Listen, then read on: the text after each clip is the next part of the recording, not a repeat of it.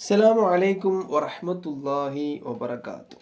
നമ്മൾ മരിച്ചു കഴിഞ്ഞാൽ നമ്മൾ ഖബറിൽ വെച്ചിട്ട് ആദ്യം ചോദിക്കുക നിസ്കാരത്തെക്കുറിച്ചാണ്. നമ്മൾ പല ആളുകൾക്കും ഇശാഉം സുബഹിയും ഇല്ല. അല്ലാഹു സുബ്ഹാനഹു തആല ഇശാഉം സുബഹിയും മറ്റുള്ള നിസ്കാരങ്ങളുണ്ട്.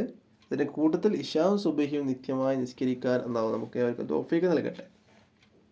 കാരണം എന്താ, ഇശാ ആവുമ്പോൾ ആ ബാങ്ക് കൊടുത്ത് ഉടനെ നിസ്കരിക്കുമ്പോൾ നിസ്കാരം കഴിയും. ചില ആളുകൾ ബാങ്ക് കേൾക്കുമ്പോൾ നിസ്കരിക്കില്ല, ഉറങ്ങാനാകുമ്പോൾ, ഉറങ്ങാൻ കിടക്കുമ്പോൾ, അല്ലെങ്കിൽ ഭക്ഷണം കഴിച്ചിട്ട് നിസ്കരിക്കുക എന്ന് കരുതും.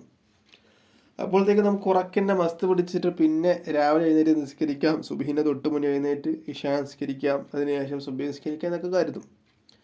പക്ഷെ സുബഹിക്ക് നമ്മൾ എന്താവില്ല, എണീക്കില്ല.